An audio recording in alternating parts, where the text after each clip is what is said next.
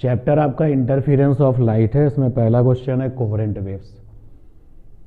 Coherent waves दो या दो से ज़्यादा ऐसी वेव एनर्जी जिनका फ्रीक्वेंसी एग्जैक्टली सेम है और वेवलेंथ भी एग्जैक्टली सेम हो, उनको हम कहते हैं कोहेरेंट वेव्स। व्हेन टू और more than two wave energies having the exactly equal frequencies as well as wavelength, then it is called coherent waves. और जो करस्पॉन्डिंग सोर्सेज हैं वो क्या कहलाएंगे? कोहेरेंट सोर्सेज हैं।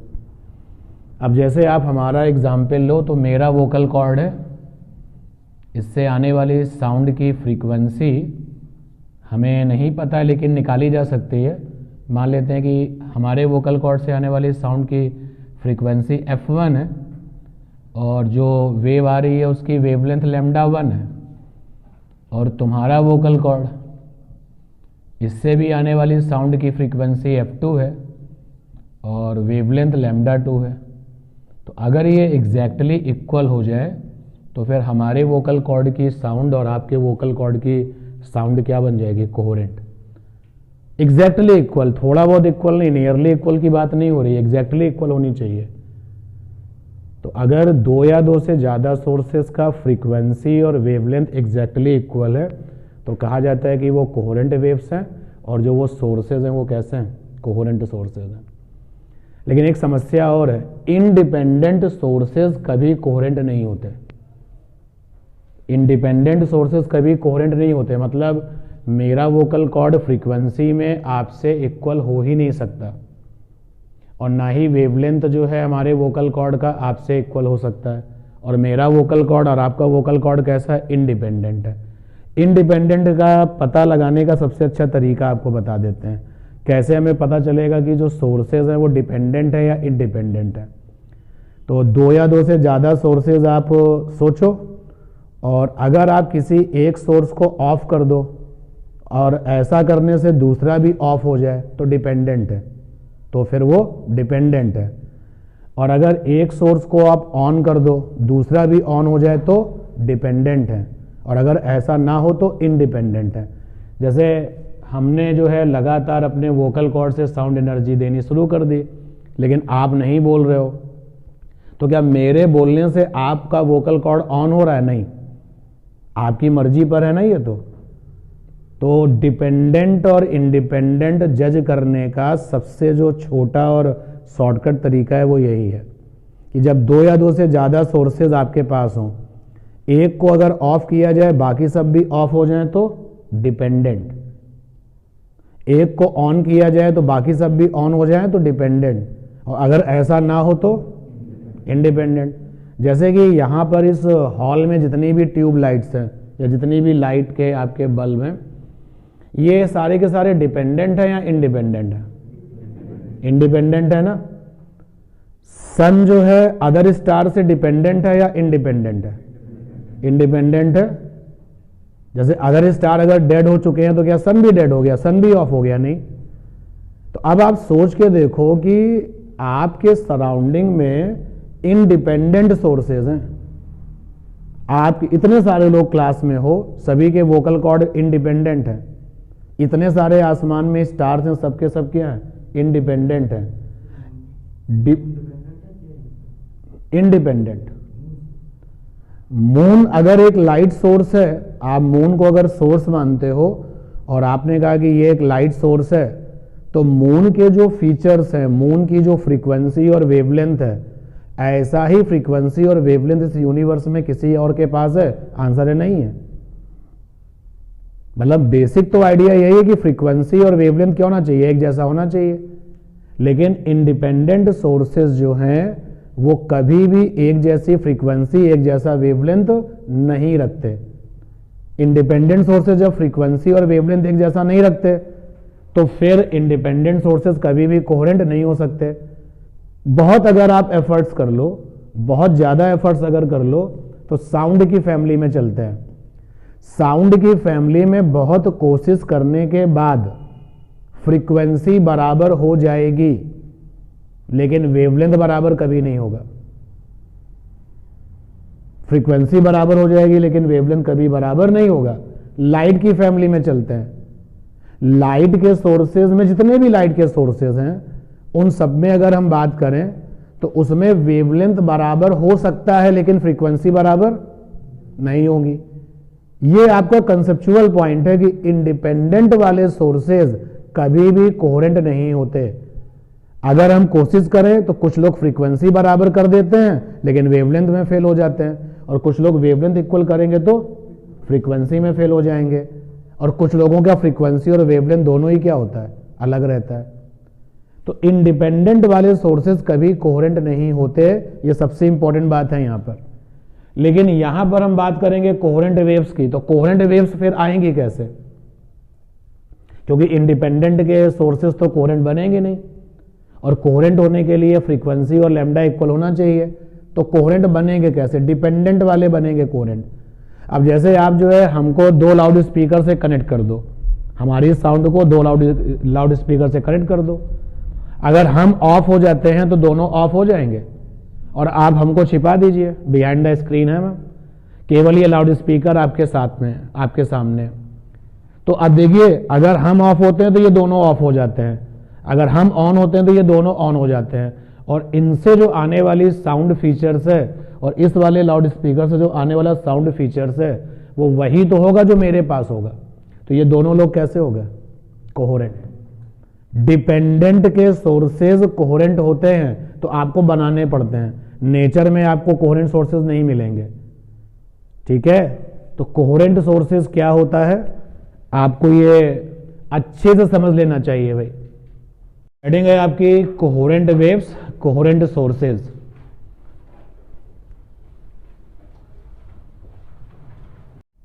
लिखिए इसकी definition.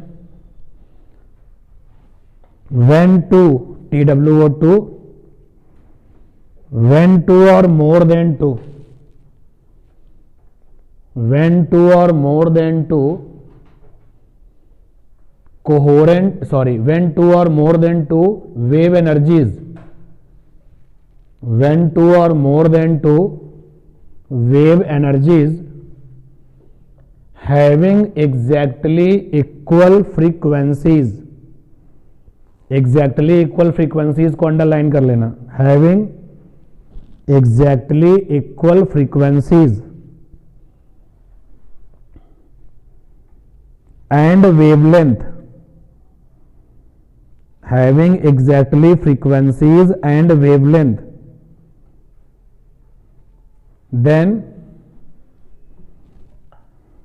waves are called coherent waves. Waves are called coherent waves. Waves are called coherent waves and corresponding sources are called coherent sources. And corresponding sources are called coherent sources. And corresponding sources are called coherent sources. Coherent sources. अब इसी definition में एक special point लिखिए, note डाल करके, note heading डालो, उसको लिखो फिर। Independent sources, independent sources, independent sources कैसे पता चलेगा कि सोर्सेज इंडिपेंडेंट है? तो मैं आपको बता रहा हूं, एक शॉर्टकट वे है कि अगर एक सोर्स के ऑफ होने से बाकी के लोग ऑफ ना हो, या एक सोर्स के ऑन होने से बाकी के लोग ऑन ना हो, तो ये आपके कैसे सोर्सेज हो जाएंगे? इंडिपेंडेंट। तो independent sources never form independent sources never form coherent waves. Independent sources never form coherent waves. Independent sources से लेके इस पूरी बात को लास्ट तक अंडरलाइन कर लो। Therefore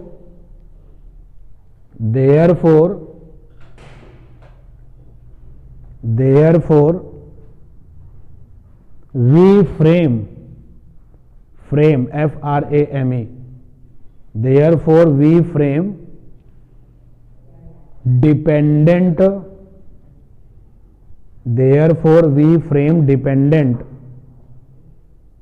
coherent sources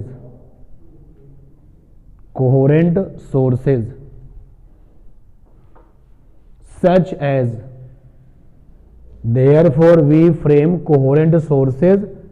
as Quincke ने क्या किया था? क्विंके ने जब कोहेरेंट सोर्सेज बनाए तो ये ट्यूनिंग फॉर्क उन्होंने रखा। ट्यूनिंग फॉर्क एक ऐसा डिवाइस है जो बिना थके आपको मैकेनिकल वेव देता है। वोकल कॉर्ड भी आपसे मैकेनिकल वेव भी वहां से भी आती हैं। तो ट्यूनिंग फॉर्क को उन्होंने लिया और इस ट्यूनिंग फॉर्क से आने वाली वेव को पास कर दिया दो डिफरेंट पाथ से। देखिए यहां से वेव एनर्जीज बन रही हैं, तो ये सोर्स तो आपका सिंगल हो गया।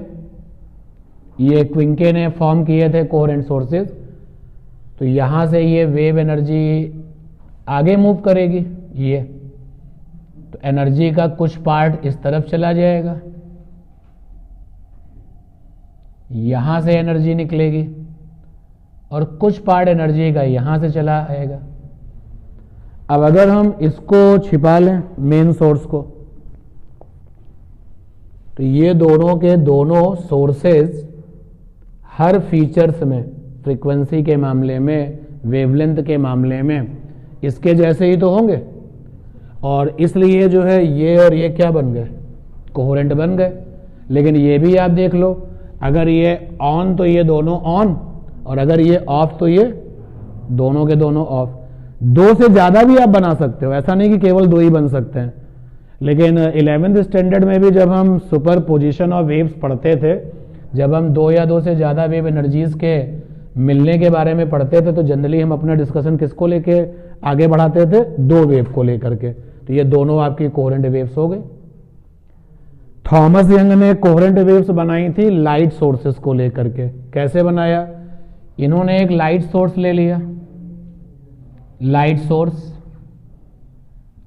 और इस लाइट सोर्स के सामने एक ओपेक शीट रख दी। ओपेक शीट मीन जिसके आर पार ना दिखाई दे। आप कार्ड शीट ले सकते हो, ओपेक शीट रख दे। फिर इस ओपेक शीट पर इस सोर्स से डिस्टेंस मेंटेन करके इन्होंने एक छोटा सा स्लिट बना दिया,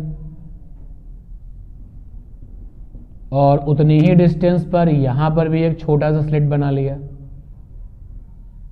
इसीलिए थॉमस यंग की इस सिचुएशन को आगे जाके नाम दिया गया डबल स्लिट। और डबल स्लिट में वो क्या करते हैं? कोहेरेंट सोर्सेस तैयार पहले करते हैं।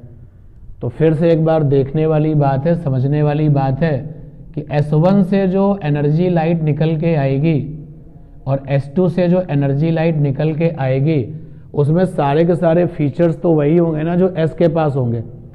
तो S1 और S2 यहां पर क्या बन गए? कोहेरेंट। ठीक है। और एक बार फिर से सिचुएशन देखो, वही शॉर्टकट। अगर ये ऑफ तो ये दोनों ऑफ, और ये अगर ऑन तो दोनों ऑन। तो इस तरीके से डिपेंडेंट वाले सोर्सेज कोहेरेंट होते हैं। और हम उनको फ्रेम कैसे करते हैं? क्विंके ने कैसे फ्रेम किया था, वो वाली अप्रोच, और थॉमस यंग ने कैसे फ्रेम किया था, वो वाली अप्रोच। इसके अलावा लॉयड ने भी अपने मिरर मेथड में, लॉयड साइंटिस्ट का नाम है, तो लॉयड ने अपने मिरर मेथड में कोहेरेंट सोर्सेज बनाए थे लाइट के। न्यूटन ने एक एक्सपेरिमेंट किया था, न्यूटन्स रिंग एक्सपेरिमेंट।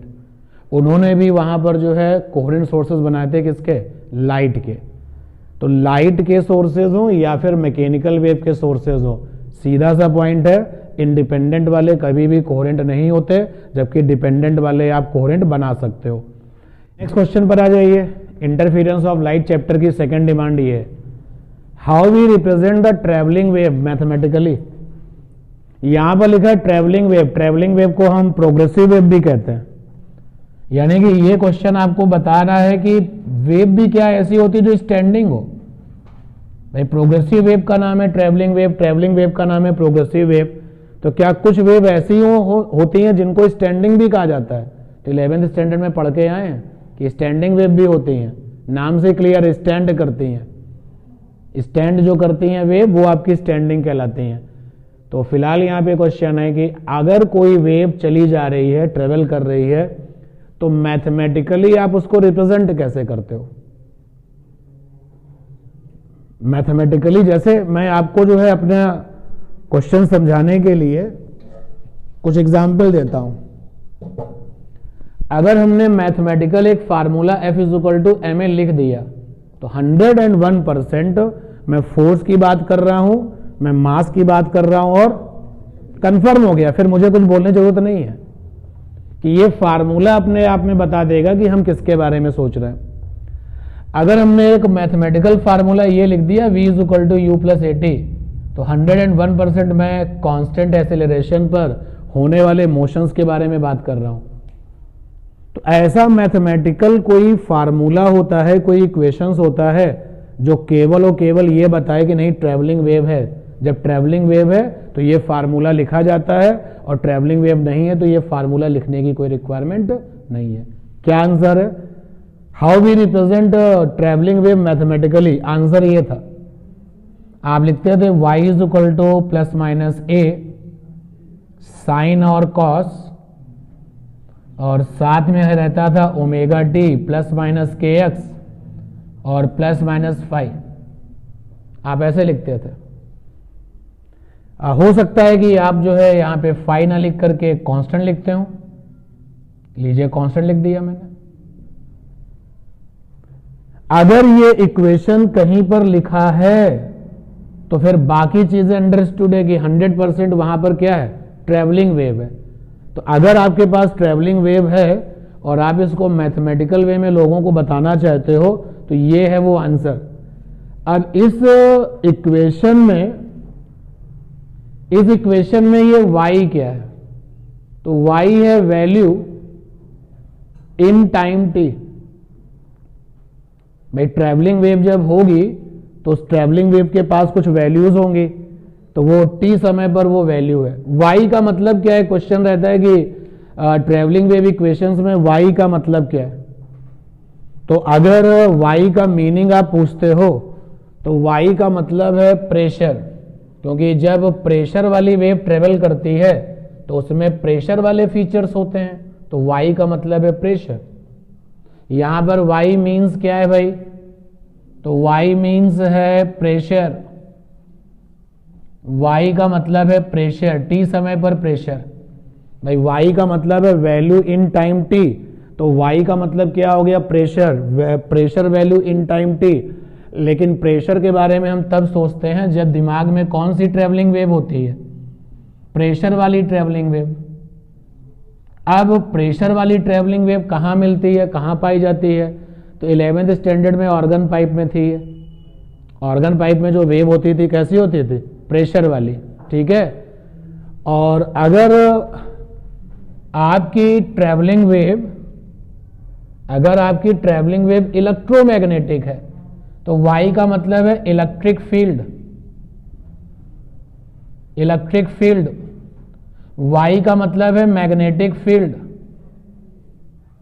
y का मतलब है मैग्नेटिक फील्ड। और बात वही है कि इलेक्ट्रिक फील्ड और मैग्नेटिक फील्ड के बारे में हम तब सोचते हैं जब अपने दिमाग में ट्रैवलिंग वेव कैसी होती है? इलेक्ट्रोमैग्नेटिक फैमिली की, इलेक्ट्रोमैग्नेटिक वेव। आपको बताएं कि ये कंफर्म हो चुका है कि जब कोई इलेक्ट्रोमैग्नेटिक वेव ट्रेवल करती है तो फ्लक्चुएट करने वाली जो फिजिकल क्वांटिटीज हैं, ऑसिलेशन करने वाली जो फिजिकल क्वांटिटीज हैं टाइम के साथ, उनका नाम है इलेक्ट्रिक और मैग्नेटिक फील्ड। इसलिए इलेक्ट्रिक फील्ड और मैग्नेटिक फील्ड का टर्म्स वहां पे लिखा गया है। जैसे आपने कहा कि मैथमेटिकल इक्वेशन ये ट्रैवलिंग वेव के लिए है, देखो मैं लिखता हूं यहां पर E = E0 साइन या कॉस, साथ में ω_t +-kx + कांस्टेंट। समझो बात को, किसने क्या बदल दिया? यहां y की जगह पर e आ गया। e अगर आ गया तो 100% ये मेरी ट्रेवलिंग वेव किसकी है? इलेक्ट्रोमैग्नेटिक फैमिली की है। और अगर हमने यहां पर लिख दिया b, तो b is equal to b nought. 12th standard की क्लास में जब आप यहां पर इन सारी फीचर्स की बात करते हो तो मुझे 100% श्योर है कि E माने आपको पता है इलेक्ट्रिक फील्ड और B मींस मैग्नेटिक फील्ड। अगर मैंने ट्रैवलिंग वेव की इक्वेशंस को ऐसे ना लिख के ऐसे लिखा तो ये मैग्नेटिक फील्ड है t समय पर और ये क्या इलेक्ट्रिक फील्ड है। और इलेक्ट्रोमैग्नेटिक में दोनों ही होते हैं और दोनों ही टाइम के साथ क्या करते हैं? ऑसिलेट करते हैं। ऑसिलेट करना मतलब वेरी करना, मिनिमम मैक्सिमम मिनिमम मैक्सिमम। तो जब भी कोई इलेक्ट्रोमैग्नेटिक वेव ट्रेवल करती है तो इलेक्ट्रिक फील्ड की वैल्यू मैक्सिमम होती है, फिर मिनिमम होती है, फिर मैक्सिमम होती है, मिनिमम होती है। सिमिलरली मैग्नेटिक फील्ड, ये जनरल फॉर्म है। सोचो ऑर्गन पाइप में जो प्रेशर वेव चल रही है उसकी इक्वेशन कैसी लिखी जाती होगी? 11th स्टैंडर्ड में आपने लिखा था P is equal to P nought sine या कॉस, साथ में omega t plus minus k x plus minus constant. तो अगर आप में से कुछ लोगों ने सिलेक्ट किया वो ट्रेवलिंग वेव जो ऑर्गन पाइप में है, तो ऑर्गन पाइप में जो ट्रेवल वेव होती है उसको प्रेशर वेव कहा जाता है। तो अब यहां पे y का मतलब क्या हो गया? t समय पर प्रेशर। और स्टैंडर्ड इक्वेशन ये है। a का मतलब क्या है यहां पर? तो a का मतलब है यहां पर एम्पलीट्यूड, और एम्पलीट्यूड का मतलब क्या होता है भैया? आंसर है maximum value of y। Maximum value of y, जैसे यहां पर E नॉट को बोलेंगे maximum value of electric field, क्योंकि y का मतलब क्या था? Electric field. और यहां पे B नॉट को बोलेंगे maximum value of magnetic field, और यहां पे P नॉट को बोलेंगे maximum value of pressure. And also you can say amplitude. इस P नॉट को बोलेंगे प्रेशर एम्पलीट्यूड, इस B नॉट को बोलेंगे मैग्नेटिक फील्ड एम्पलीट्यूड, इसको कहेंगे इलेक्ट्रिक फील्ड एम्पलीट्यूड।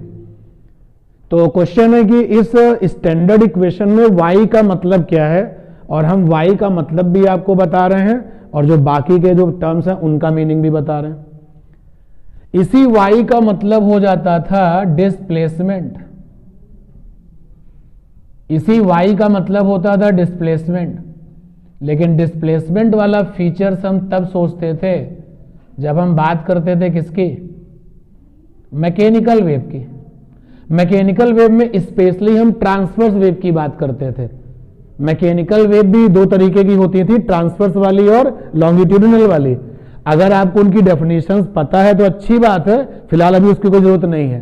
कि मैकेनिकल फैमिली में दो तरीके की वेव होती थी, एक होती थी लॉन्गिट्यूडिनल वाली और दूसरी होती थी ट्रांसवर्स। ट्रांसवर्स वाली वेव के केस में जब हम होते थे तो y का मतलब था पार्टिकल का डिस्प्लेसमेंट, क्योंकि मैकेनिकल वेव जब ट्रेवल करती है तो उसको मीडियम चाहिए, मीडियम होगा तभी चलेगी। और वहां पे डिस्कशन हुआ था, तो मैकेनिकल वेव जब चलती है तो जो मीडियम के पार्टिकल हैं वो एसएचएम करते हैं, एसएचएम करके एनर्जी को आगे बढ़ाते हैं। फिर अगला जो पार्टिकल होता है वो एसएचएम करता है, एनर्जी को आगे बढ़ाता है, प्रोसेस चलता रहता है, मैकेनिकल वेव आगे बढ़ती रहती है। तो इसी y का मतलब है डिस्प्लेसमेंट। तो y का मतलब डिस्प्लेसमेंट तब समझा जाएगा जब दिमाग में हमारे कौन सी वेव होगी? Mechanical wave. Specially mechanical wave में किस फैमिली की वेव? ट्रांसवर्स नेचर वाली। ठीक है, तो आपके पास ये हो गया इस क्वेश्चन का आंसर, कौन क्या है और y का मतलब क्या है। अब यहां से आगे बढ़े तो ये ओमेगा आ गया भाई। ओमेगा में छिपा हुआ है फ्रीक्वेंसी 2πf। f को बोलते हैं लीनियर फ्रीक्वेंसी, ओमेगा को क्या बोलते हैं? Angular frequency. That complete term is called the phase. और आपने कहा कोहेरेंट वेव्स ऐसी वेव्स होती हैं जिनका फ्रीक्वेंसी और लैम्डा क्या होता है? सेम होता है। एक छोटा सा एग्जाम्पल आपके सामने लिखते हैं और एक बहुत बड़ा पॉइंट आपके लिए डिस्कस करके देते हैं। जैसे मान लो मेरे पास में एक वेव है जिसको मैंने कहा वेव नंबर 1, ट्रैवलिंग वेव है वेव नंबर 1। मैंने उसकी इक्वेशन लिखी y1 is equal to a1 sine या कॉस, और साथ में ओमेगा टी माइनस का kx और प्लस का 1.4। कांस्टेंट लेना था, कोई भी ले लिया मैंने। फिर मैंने दूसरी वेव लिखी वेव नंबर 2, और मैंने कहा wave number 1 wave number 2 coherent है। तो जैसे ही मैंने कहा wave number 1 wave number 2 coherent है, देखो मेरे ऊपर क्या प्रतिबंध लगेंगे, साइन और कॉस। वेव नंबर 1 के पास फ्रीक्वेंसी ओमेगा है, तो वेव नंबर 2 के पास भी फ्रीक्वेंसी ओमेगा ही होगी, बोलो यार। और वेव नंबर 1 के पास में के है और के में लैम्डा छिपा हुआ है, तो वेव नंबर 2 के पास में भी के सेम रहेगा। और कांस्टेंट ले लिया, चलो 1.92 ले लिया, ठीक है। तो कोहेरेंट वेव अगर हम लिखेंगे, 2 या 2 से ज्यादा, फिलहाल मैंने 2 लिखी हैं, कोहेरेंट वेव्स अगर हम लिखेंगे तो क्या उनके ओमेगा वाले फीचर सेम होंगे? यस। क्या उनका के वाला फीचर सेम होगा? यस।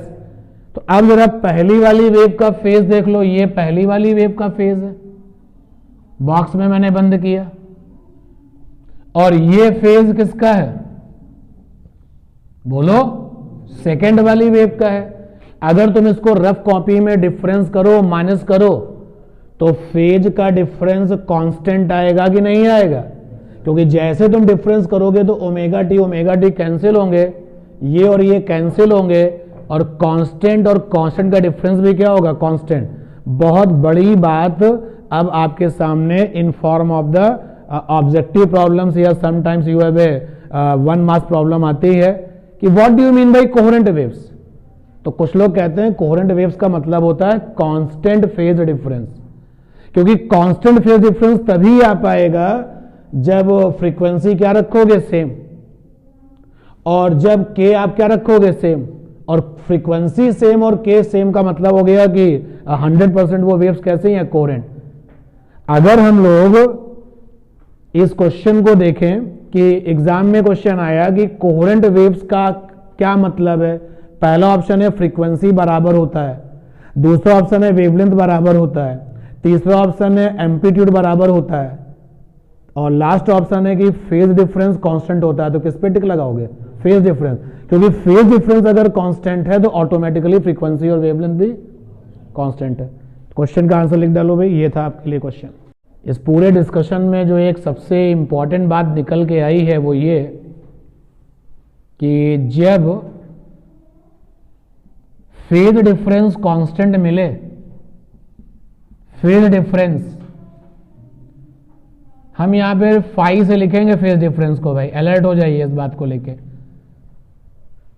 कभी कभी जो है फेज डिफरेंस को किसी किसी क्लास में हम डेल्टा फाई से लिख देते हैं, बट आपकी इस क्लास में मैंने डिसाइड कर लिया है कि फेज के डिफरेंस को हम फाई से लिखेंगे।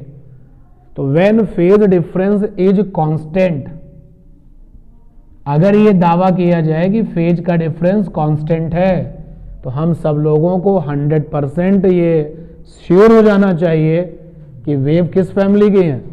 Coherent. When phase difference phi is constant then waves are coherent. तो इसका मतलब है जो वेव्स हैं वो कोहेरेंट हैं, या रिवर्स इज आल्सो ट्रू, अगर वेव्स आर कोहेरेंट तो फेज डिफरेंस क्या मिलेगा? कांस्टेंट।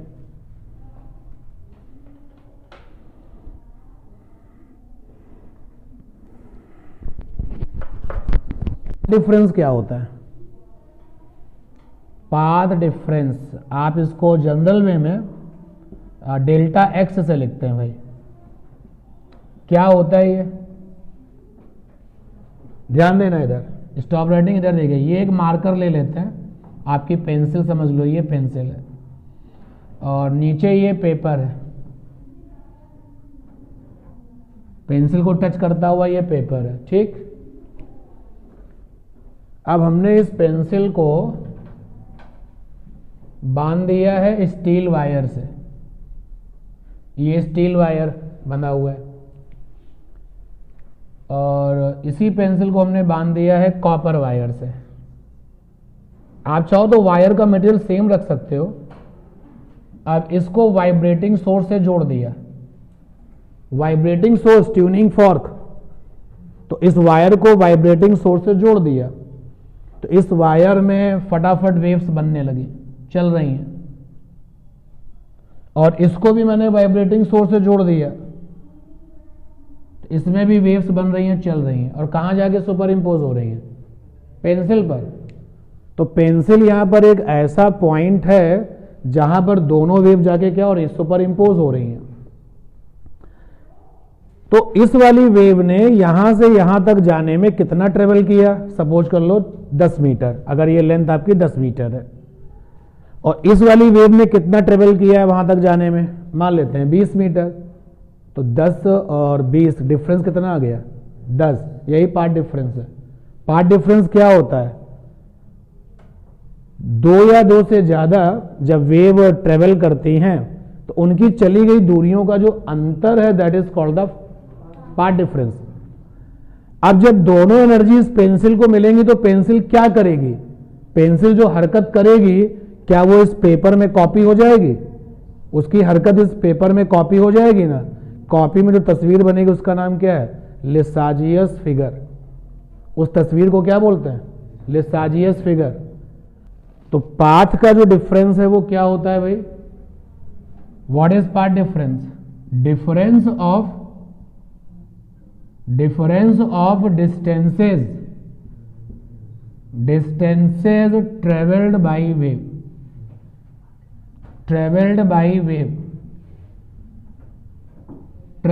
वेव्स। आप केवल 2 के लिए बात करेंगे। जब भी हम डिफरेंस की बात करेंगे तो कोई 2 सेलेक्ट करनी पड़ेंगे ना वेव। तो ये हो गया delta x. Path difference phase difference में रिलेशन क्या था? पाथ डिफरेंस और फेज डिफरेंस में रिलेशनशिप थी कुछ। ये रिलेशनशिप थी 11th standard. Phase difference is equal to था 2 pi by lambda into path का difference. Path difference is delta x. ये रिलेशनशिप हुआ करते थे। तो if you have a phase difference then you can calculate the path difference. Similarly reverse is also true. But इस फार्मूले में phase का difference should be in radian, not in degree. तो phase difference should be in radian. और आपको intentionally question देने वाला examiner जो है डिग्री में देगा कि अगर फेज का डिफरेंस इतना है तो पाथ का डिफरेंस बताइए। तो आपको ये याद रखना पड़ेगा कि इस फार्मूले में जो फेज का डिफरेंस है वो किस में होना चाहिए। बढ़ते रहिए आगे। और फिर और आगे मूव करते हैं। जैसे एक पॉइंट है आपका ये, यहां पर 2 वेव आकर के सुपर इम्पोज करेंगे। तो ये पहली वाली वेव एनर्जी आ रही है और ये दूसरी वाली वेव एनर्जी आ रही है। 2 से ज्यादा भी हो सकती है। तो जो पहली वाली वेव एनर्जी आ रही है उसको मैथमेटिकली कैसे दिखाएं? ये देखिए, y1 is equal to a1। Sine या कॉस में से आपकी मर्जी, मैंने साइन ले लिया। और ओमेगा टी माइनस का के x plus minus five constant होता है यहाँ पे। चलो मैंने उसको 0 कर दिया। 0 भी तो एक कांस्टेंट है ना। और जो दूसरी वाली वेव है वो आ रही है, उसको कैसे मैथमेटिकली दिखाएं?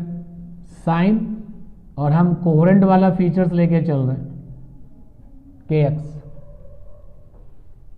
तो यानी पहली वाली वेव जो है इस पार्टिकल को एनर्जी देगी और दूसरी वाली वेव भी इस पार्टिकल को एनर्जी देगी। अगर ये दोनों वेव एनर्जीज एक साथ इसको मिल जाए तो इसको बोलेंगे रिजल्टेंट इंटेंसिटी या रिजल्टेंट एनर्जी। तो resultant intensity capital I is equal to what? When 2 waves superimpose. ये है क्वेश्चन आपके लिए। जब 2 वेव सुपर इम्पोज करेंगी तो रिजल्टेंट इंटेंसिटी क्या होगी? 2 से ज्यादा पे बात नहीं कर रहे हैं यहां पे, केवल 2 वेव। आंसर मिलता है प्रिंसिपल ऑफ सुपरपोजिशन से। क्या होता है प्रिंसिपल ऑफ सुपरपोजिशन? थोड़ा सा आपको idea they they. Principle of superposition ये कहता है मैं लिखता हूं, ध्यान देना कि रिजल्टेंट डिस्प्लेसमेंट, अगर हम मैकेनिकल वेव दिमाग में सोच रहे हैं तो डिस्प्लेसमेंट, तो प्रिंसिपल ऑफ सुपरपोजिशन कहता है resultant displacement will be vector sum of all individual displacements. देखो मैंने अभी आपको ट्रैवलिंग वेव में y के 4 मतलब बताए हैं, और y का मतलब डिस्प्लेसमेंट होता है when you think about the mechanical waves.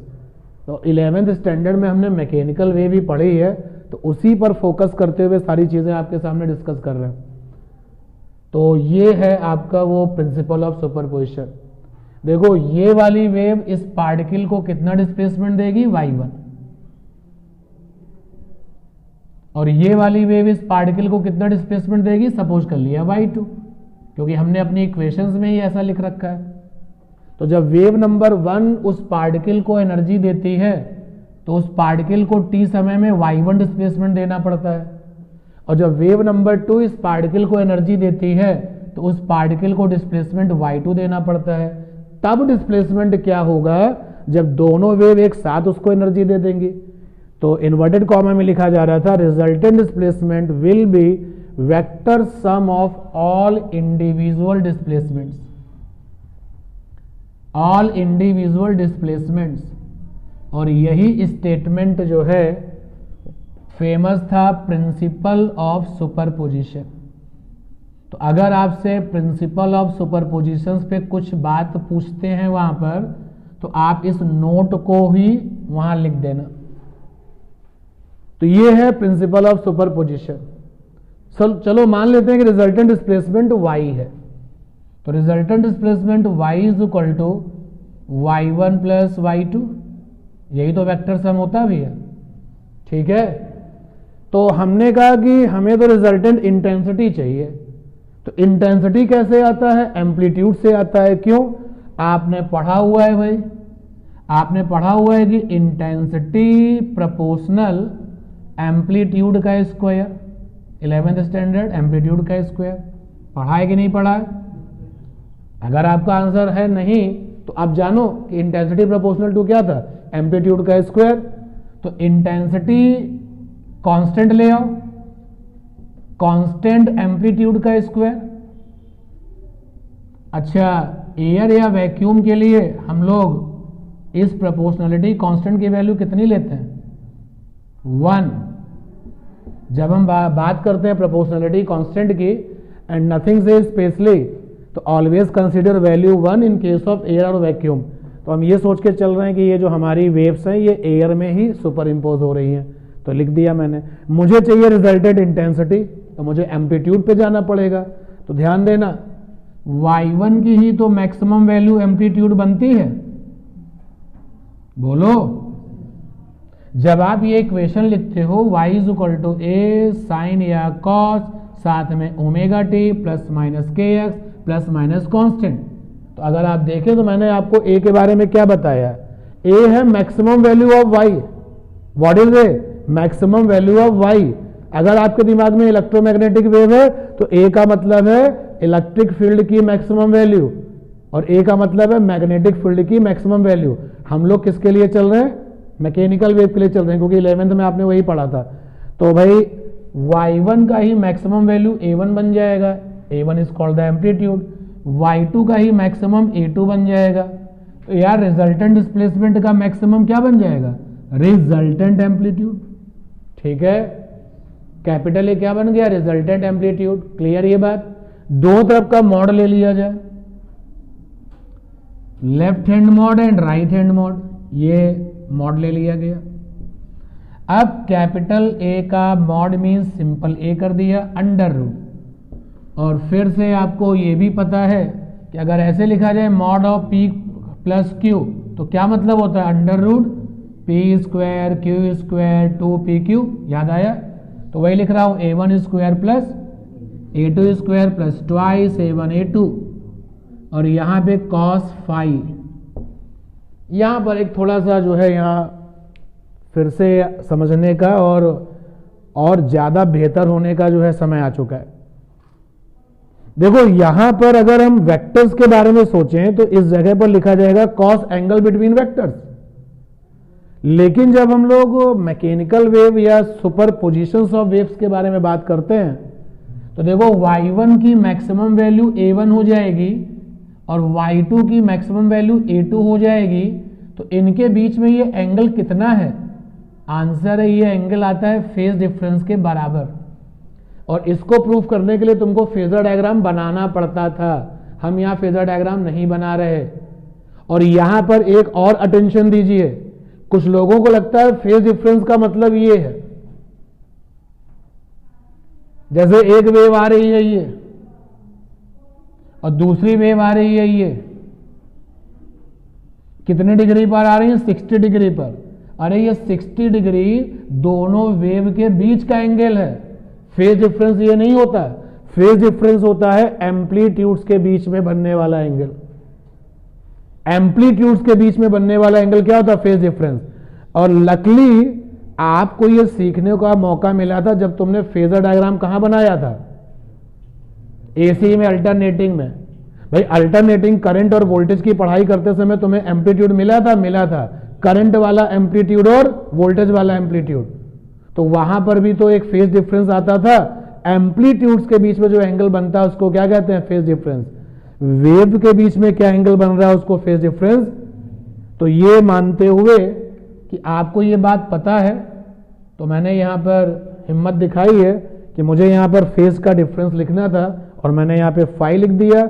याद रखो जब दो या दो से ज्यादा वेव सुपर इंपोज होती हैं तो एम्पलीट्यूड्स के बीच जो एंगल्स बनता है that is called the phase का डिफरेंस। ये यहां तक पहुंच गए।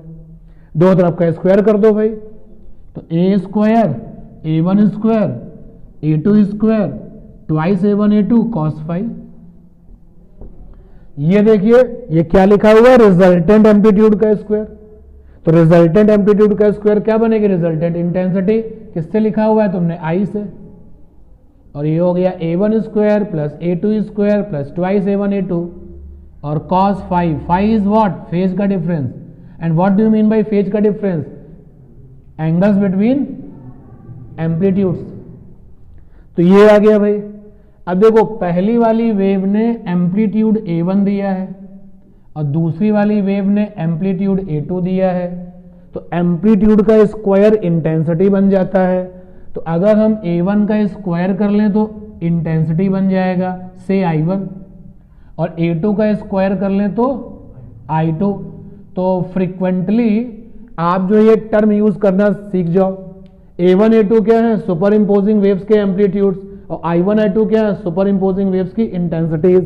तो देखो ये फार्मूला ये आ जाएगा I1 plus I2 plus 2 root I1 I2 cos phi. तो क्वेश्चन का जवाब मिल चुका है। मैंने आपसे पूछा था रिजल्टेंट इंटेंसिटी क्या होती है अगर दो वेव सुपर इंपोज होती हैं, तो आंसर आ चुका है। ये वाला आंसर एम्पलीट्यूड्स के टर्म में है और ये वाला आंसर इंटेंसिटी के टर्म्स में है। a1 a2 क्या है? सुपर इंपोजिंग वेव से आने वाले एम्पलीट्यूड्स और I1 I2 क्या है? सुपर इंपोजिंग वेव से करस्पॉन्डिंग इंटेंसिटीज। और फाई क्या है? फेज का डिफरेंस। अगर पिक्चर वाइज देखा जाए तो फेज का difference angle between amplitudes vector होता है। और अगर इक्वेशन वाइज देखा जाए तो पहली वेव की इक्वेशंस मेरे सामने लिखी होगी, दूसरी वेव की इक्वेशन मेरे सामने लिखी होगी। फेज हमें कहाँ मिलेगा? साइन कॉस के जस्ट बाद। तो पहली वाली से फेज ले लेंगे, दूसरे से फेज ले लेंगे और डिफरेंस निकालेंगे तो क्या आ जाएगा? Phase difference. याद रखना जब तुम्हारे सामने इक्वेशंस हो और फेज का डिफरेंस लेना हो तो दोनों के ट्रिग्नोमेट्रिकल टर्म क्या होना चाहिए? सेम। अगर मैं इस वाली इक्वेशंस में कॉस लिख देता हूं और फिर आपसे बोलता हूं कि बेटा फेज का डिफरेंस निकालो, अलर्ट हो जाना, क्योंकि अगर इक्वेशन की हेल्प से फेज का डिफरेंस निकालने जा रहे हो तो फर्स्ट कंफर्म कि दोनों के ट्रिग्नोमेट्रिकल टर्म्स क्या हो? सेम। ये सारी बातें 11th स्टैंडर्ड की हैं, लेकिन आपने इन बातों को एसी वोल्टेज और करंट में भी अप्लाई किया। तो क्वेश्चन आ चुका है प्रिंसिपल ऑफ सुपरपोजिशन और इसका आंसर इस समय बोर्ड पर लिमिटेड तरीके से एक्सप्लेन करके दिया गया है। बहुत बड़ा एक्सप्लेनेशन नहीं दिया गया लेकिन ठीक है। तो नेक्स्ट हेडिंग है हमारे पास इंटरफेरेंस ऑफ लाइट। सबसे छोटी definition, when coherent waves superimpose मतलब मिल जाना, superimpose then forming resultant effect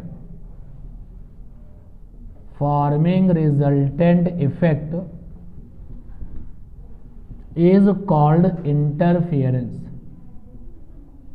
ये है इंटरफियरेंस की सबसे छोटी डेफिनेशन कि जब कोहेरेंट वाली वेव्स आपस में सुपर इम्पोज होती हैं, मिलती हैं, और उनके मिलने से कोई रिजल्टेंट इफेक्ट आता है। आप जरा हेडिंग पे गौर करो, of light, interference of light. तो लाइट वाली कोहेरेंट वेव अगर मिलेंगी और वो मिल करके रिजल्टेंट इफेक्ट देंगी, तो क्या लगता है रिजल्टेंट इफेक्ट कैसा होगा? क्या रिजल्टेंट इफेक्ट ऐसा होगा जो कानों से सुना जा सके? लाइट के केस में रिजल्टेंट इफेक्ट कैसा होगा? ऐसा होगा जो आंखों से देखा जा सके, यानी आई सेंसेशन होगा। अब आंखों से जो देखा जा सके वो क्या होगी? ब्राइटनेस, चमक, इंटेंसिटी। तो हम अपने इस इंटरफेरेंस ऑफ लाइट में बस यही पता करेंगे कि देखो यहाँ पे इंटेंसिटी मैक्सिमम है, यहाँ पर मिनिमम है, यहाँ पर मैक्सिमम से कम है, मिनिमम से ज़्यादा है। तो इंटरफेरेंस ऑफ लाइट में हम यही ऑब्जर्वेशंस करेंगे। तो इंटरफेरेंस ऑफ लाइट की छोटी डेफिनेशन दी गई है, और इसी डेफिनेशन को आप बड़ा करना चाहें, बढ़ा के लिखना चाहें तो सुन लीजिए, लिखना नहीं है। When two or more than two wave energies of exactly equal frequencies, equal wavelength make superposition, then the forming resultant effect is called the interference.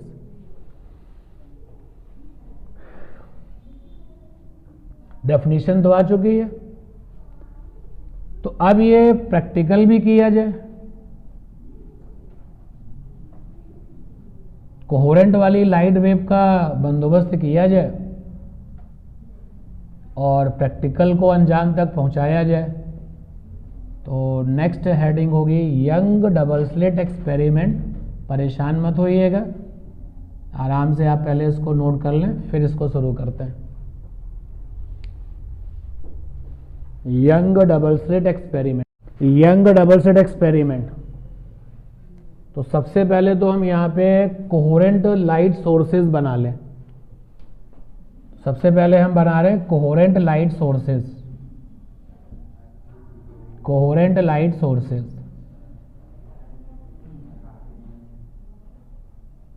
तो क्या किया इन्होंने, एक लाइट सोर्स ले लिया और कहा कि ये लाइट सोर्स मोनोक्रोमेटिक है। मोनोक्रोमेटिक, तो मोनोक्रोमेटिक का मतलब होता है सिंगल वैल्यू ऑफ वेवलेंथ। नाम में जाओगे तो आप इसके बारे में सही तरीके से नहीं समझ पाओगे। मोनो मीन्स एक, क्रोमेटिक माने रंग, लेकिन अंदर की बात यह है कि मोनोक्रोमेटिक का मतलब होता है सिंगल वैल्यू ऑफ वेवलेंथ। जैसे अगर आपके पास में एक लाइट सोर्स है और आपने कहा कि सर ये रेड लाइट सोर्स है, तो जानते हैं एक प्रॉब्लम क्या है। ये रेड लाइट सोर्स है, तो रेड लाइट का ये हिस्सा मेरे पास आ रहा है, रेड लाइट का ये हिस्सा आपके पास तक जा रहा है, और रेड लाइट का एक एनर्जी पार्ट यहाँ पर आ रहा है। इन तीनों का वेवलेंथ अलग अलग है। जो तुमने वो 7000 याद रखा है ना, वो तो एवरेज वैल्यू है। यानी एक ही रंग के सोर्स की लाइट का वेवलेंथ कैसा होता है, मल्टीपल भरा पड़ा है, अनंत वेवलेंथ है। यहाँ पर कोई होगा 6999 एंगस्ट्रॉम, कोई होगा 6999 एंगस्ट्रॉम, 9.2 एंगस्ट्रॉम। तो एक ही रंग के सोर्स में वेवलेंथ अनंत है। मोनोक्रोमेटिक का मतलब यहां पर सिंगल वैल्यू ऑफ वेवलेंथ, यानी कि इस सोर्स से जो लाइट निकले, तो जो लाइट इधर निकले उसका वेवलेंथ अगर 5000 है, तो जो इधर जा रही है उसका भी लैम्डा 5000, जो नीचे जा रहा है उसका भी लैम्डा 5000। तो इन्होंने मोनोक्रोमेटिक लाइट सोर्स ले लिया और इस मोनोक्रोमेटिक लाइट सोर्स के सामने एक ओपेक शीट रख दी। ओपेक शीट रख दी और इक्वल डिस्टेंस पर, सोर्स से इक्वल डिस्टेंस पर, अभी हम थॉमस यंग से ये पूछेंगे कि ये इक्वल डिस्टेंस का क्या मतलब है, पता चलेगा। तो सोर्स से इक्वल डिस्टेंस पर इस सीट पर, जो कि ओपेक सीट थी, ओपेक सीट, छोटे छोटे दो स्लिट्स बना लिए सेम साइज के। अगर मैंने इस वाले स्लिट को S1 नाम दिया है, इसको S2 नाम दिया, तो थॉमस यंग ने S1 बराबर रखा था S2। थॉमस यंग ने साइज ऑफ S1 को बराबर रखा था साइज ऑफ S2 के। ऐसा क्यों किया? ऐसा इसलिए किया क्योंकि वो इंटेंसिटी भी बराबर करना चाहते थे, कि दोनों S1 S2 की इंटेंसिटी क्या हो जाए, बराबर। क्यों भाई? देखो, इंटेंसिटी प्रोपोर्शनल होता है 1 डिस्टेंस का स्क्वायर। मानते हो इस बात को? डिस्टेंस का स्क्वायर। और इंटेंसिटी प्रोपोर्शनल होता है एरिया। अगर एक विंडो खुलेगी तो लाइट की इंटेंसिटी कम आएगी, दोनों खुल जाएंगी तो ज्यादा इंटेंसिटी आएगी। तो एरिया अगर बड़ा होगा तो एनर्जी ज्यादा आ पाएगी। ये दो चीजें थॉमस यंग के दिमाग में हैं। देखो, डिस्टेंस सेम कर दिया, यानी S से S1 तक का डिस्टेंस और S से S2 तक का डिस्टेंस क्या रखा? सेम। और साइज ऑफ S1 बराबर साइज ऑफ S2, तो यानी कि एरिया भी क्या हो गया? Same. And that is why S1 से जो लाइट निकलेगी और S2 से जो लाइट निकलेगी, उनके फीचर्स तो इसी के जैसे ही होंगे, उनकी इंटेंसिटी भी सेम होगी। जैसे आप देखिएगा, मेरे वोकल कॉर्ड को तुमने 200 वॉट के स्पीकर से जोड़ दिया और एक स्पीकर जो है 1000 वॉट का है, इंटेंसिटी अलग अलग हो गई भाई। ये 2000 वॉट 200 वॉट और वो कितना 1000 वॉट, बट इन्होंने तो इंटेंसिटी भी सेम रखी।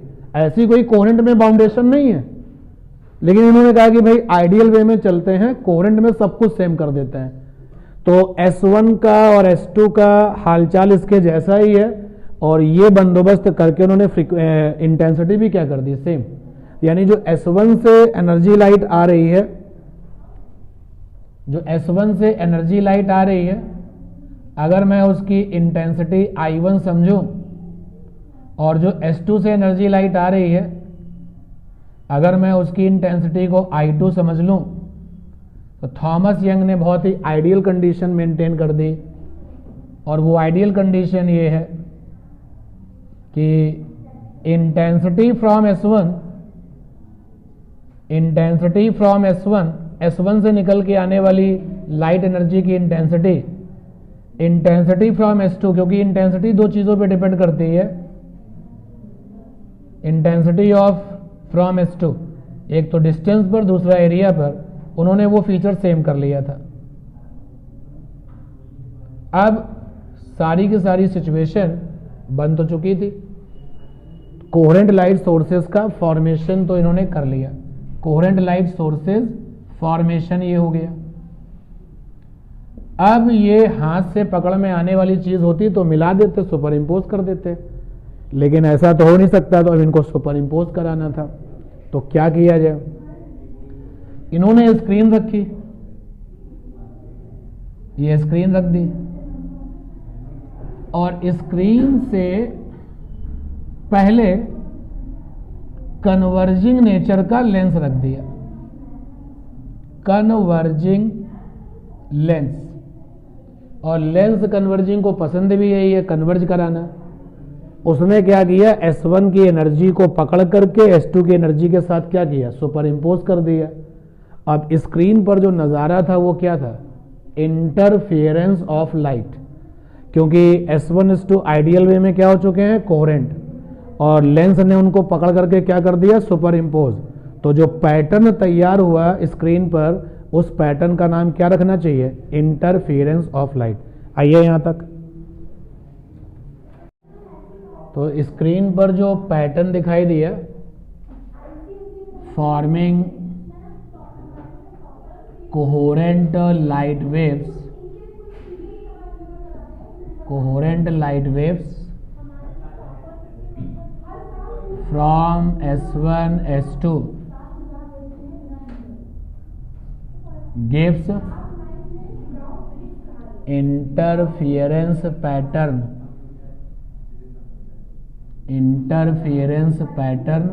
Over screen. स्क्रीन पर ये इंटरफेरेंस पैटर्न दिखाई दिया। तो जब स्क्रीन को देखा गया तो क्या विजन था? स्क्रीन पर काली और चमकीली बहुत फाइन बैंड्स थी, पट्टियां थी। ये इतनी फाइन थी कि उनको हमने फ्रिंज नाम दिया। देखो ये स्क्रीन इस तरीके से रखी होगी, ये स्क्रीन ऐसे रखी हुई है, तो मैं तो देख पा रहा हूं कि पैटर्न क्या है। तो अगर आपको देखना है तो आप मेरी जगह पर आओ, या फिर मैं क्या करूं, स्क्रीन को इस तरीके से रख दूं आपके सामने। तो जब ये स्क्रीन आपने देखी, तो ये स्क्रीन है, तो इस स्क्रीन पर फ्रिंजेस थी। फ्रिंजेस मतलब बहुत फाइन बैंड्स थी, मतलब इतनी पतली वो पट्टियां थी कि लुक्स लाइक ए लाइन। कैसी पट्टियां थी? जो स्क्रीन का सेंटर था, सेंटर पर एक चमकीला बैंड था। तो मेरे बोर्ड का ये जो व्हाइट वाला हिस्सा है ये ब्राइट को रिप्रेजेंट करेगा, और उस चमकीले बैंड के बाद एक काला बैंड था, ये काला बैंड। फिर इसके बाद एक चमकीला बैंड था। तो मैं क्या करूं, यहां पर काली बैंड्स बना दूं, चमकीली बैंड्स अपने आप अल्टरनेट में बन जाएंगी। और ये मैं काफ़ी वाइड बना रहा हूं। एक्चुअल सिचुएशन ये रहती है कि जो चमकीली वाली बैंड है वो लुक्स लाइक ए चमकीली लाइन, ब्राइट लाइन, और काली वाली जो बैंड्स हैं वो भी आपकी लुक्स लाइक ए लाइन्स। इतनी फाइन होती हैं, इतनी पतली होती हैं। अब आप इस तरीके से आइडिया ले लो कि इनको देखने के लिए वी यूज़ द माइक्रोस्कोप लगाना पड़ता है, तो ये हमको दिखाई देती है। सिमिलरली स्क्रीन के सेंटर से इस तरफ भी पैटर्न था। सेंटर से जैसा पैटर्न ऊपर था, ये dot centre of the screen है, जैसा पैटर्न सेंटर से ऊपर था बिल्कुल वैसा ही पैटर्न नीचे था। थ्योरी का एक क्वेश्चन आता है कि जो लाइट का इंटरफेरेंस मिलता है वो सिमेट्रिकल है क्या? आंसर है यस, क्योंकि सेंटर के अबाउट सिमेट्रिकल था, जैसा ऊपर विजन वैसा ही नीचे विजन। All the dark lines are काली पट्टी, dark band, and all the brights are bright band, bright पट्टी आपकी यहाँ पर है। तो ये पूरी की पूरी स्क्रीन इस तरीके के बैंड से भरी हुई थी, और इसी को हम लोगों ने नाम दिया interference pattern. Forming coherent light waves from S1 S2 gives interference pattern over screen. These या ऐसे लिख सकते हैं, screen with bright and dark bands alternately. तो थॉमस यंग से पूछा गया कि ये जो पैटर्न दिखाई दे रहा है ये समझाइए क्या हो रहा है, काली पट्टी है तो क्यों है, और जो ब्राइट वाली बैंड है वो ब्राइट क्यों है, अल्टरनेट क्यों है। मतलब कई सारे क्वेश्चन उनसे पूछ लिए गए कि यहाँ तक तो बात सही थी कि S1 है, S2 है, कोहेरेंट है, और ये स्क्रीन है, लेंस है, सुपर इम्पोज, ये सब बातें सही थी। लेकिन जो इंटरफेरेंस पैटर्न आया है उसमें अल्टरनेट जो बैंड्स मिली हैं, तो काली वाली बैंड आखिर क्या बता रही है और काली क्यों है, चमकीली वाली बैंड आखिर क्या बता रही है और चमकीली क्यों है, अल्टरनेट क्यों है, लगातार चमकीली क्यों नहीं है, लगातार काली क्यों नहीं है। तो अब इनको इस पूरे के पूरे पैटर्न को फिजिक्स के रूल के अकॉर्डिंग क्या करना था, एक्सप्लेन करना था। कैसे एक्सप्लेन किया देखते हैं। यहां तक आइए आप पहले। These bands are called fringes. In bands को फ्रिंजेस कहा गया। डार्क बैंड जो डार्क कलर में है, डार्क फ्रिंजेस, ब्राइट फ्रिंजेस,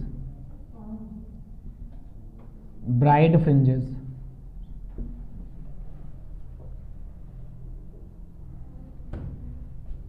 थोड़ा ध्यान दें इधर, स्टॉप राइटिंग इधर देखें इधर। अब ये फ्रिंजेस तो आ चुकी थी, तो इनको जो है एक्सप्लेनेशन देना था कि ये जो पैटर्न बना है वो इंडिकेट क्या कर रहा है। तो थॉमस यंग से पूछा गया ये जो काली बैंड बनी है, का जो डार्क फ्रिंजेस है उसका मतलब क्या है, और जो ब्राइट वाली बैंड बनी है उसका मतलब क्या है। तो यानी कि एक्सप्लेनेशन दिया उन्होंने, explanation about fringes, explanation about fringes. कैसे एक्सप्लेनेशन दिया, ध्यान दें इधर। रिजल्टेंट इंटेंसिटी का फार्मूला ये है A1 स्क्वायर, या चलो I1 I2 वाला काउंट करते हैं, I1 plus I2 plus 2 root I1 I2 cos का फाई। एक्सप्लेनेशन जरा ध्यान से देखना, मैथमेटिकल टर्म है इसलिए ज्यादा इंपॉर्टेंट रहेगा कि ये जो फ्रिंजेस आ रही थी, थॉमस यंग उन फ्रिंजेस में डार्क वाली फ्रिंजों को बोल रहे थे वो मिनिमम इंटेंसिटी है, और ब्राइट वाली फ्रिंजेस को कह रहे थे वो मैक्सिमम इंटेंसिटी है। तो ये रहा आपका स्क्रीन, ये स्क्रीन का सेंटर, और ये रहा S1, this one is S2। S1 से एनर्जी लाइट निकल रही है, S2 से एनर्जी लाइट निकल रही है, और practically centre of the screen पे चमकीली पट्टी है। आप देख सकते हो ये डॉट जो है सेंटर के लिए है। इस पॉइंट से ऊपर हटा दें इसको, लिख चुके हैं सब लोग ना। तो उन्होंने कहा देखिए अगर मैं अपने डिस्कशन में स्क्रीन का सेंटर लेता हूं तो प्रैक्टिकल में आपको सेंटर पे कैसी बैंड मिल रही है। आंसर है कि प्रैक्टिकल में सेंटर पे चमकीला बैंड मिल रहा है।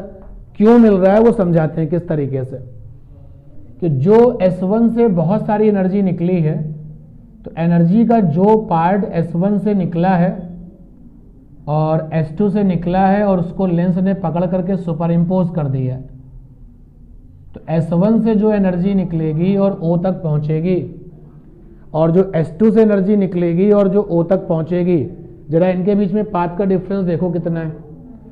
S1 S2 के जो बीच का डिस्टेंस है, डिसाइड कर लो क्या लेना है, स्मॉल डी ले लें, बोलो।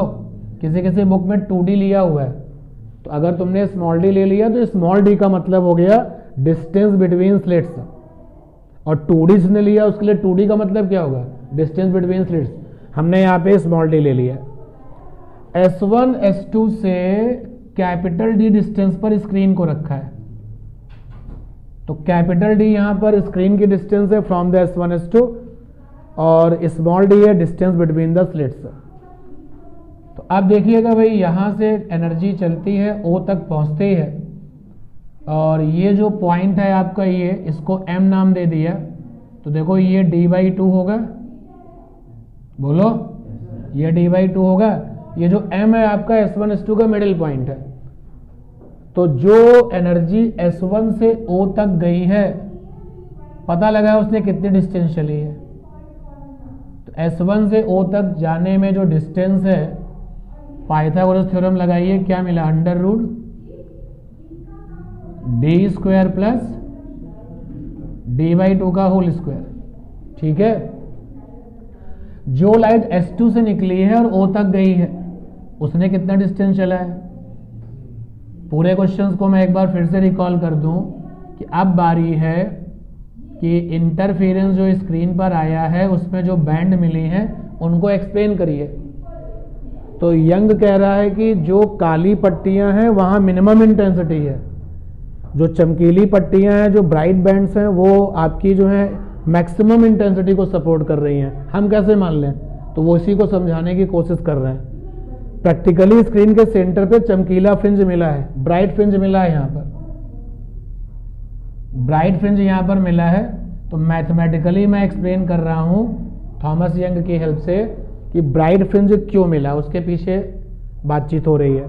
तो जो एनर्जी S1 से चल करके O तक पहुंचेगी, जो एनर्जी S2 से निकल करके O तक पहुंचेगी, वही तो सुपर इम्पोज होगी ना, कि क्या डिस्टेंस चली है, लिखा हुआ है बोर्ड पर, दोनों डिस्टेंसेस सेम है। तो अगर हम पाथ का डिफरेंस निकालें तो कितना आएगा?